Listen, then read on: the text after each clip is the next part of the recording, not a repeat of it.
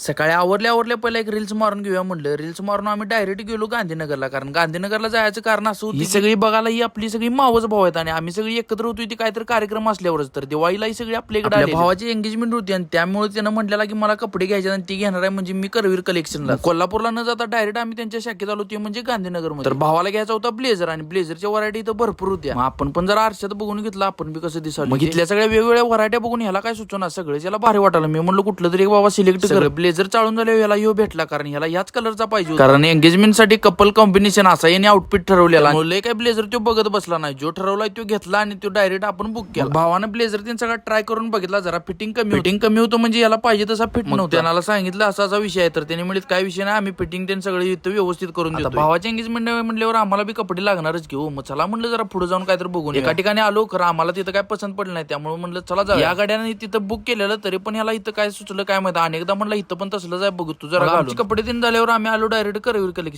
कलेक्शनला येऊन आम्ही पहिला पेमेंट त्यांचं जमा पेमेंट करून झालं. त्यांनी म्हणजे जरा फीडबॅक द्या. मग काय असा फीडबॅक दिला, चांगल्याला चांगलंच म्हटलं पाहिजे हो. त्यामुळे सगळंच चांगलं आहे म्हणून सांगितलं. इथला स्टाफ असू दे, इथल्या अँबियन्स असू दे, इथल्या काही गोष्टी असू द्यात, सगळं तुमचं व्यवस्थित आहे म्हणलं. त्यामुळे त्यांना फीडबॅक मध्ये 5 स्टार रेटिंग. वेळ पण झालता, मग नाश्ता त्यांनी केला आणि नाश्ता त्यांनी करून भावना आपण चाललो घरला. तर भावना आजचा व्लॉग कसा वाटला ते कमेंट करून सांगा, लाईक करा, शेअर करा आणि आपल्या आयडीला फॉलो करायला विसरू नका. धन्यवाद.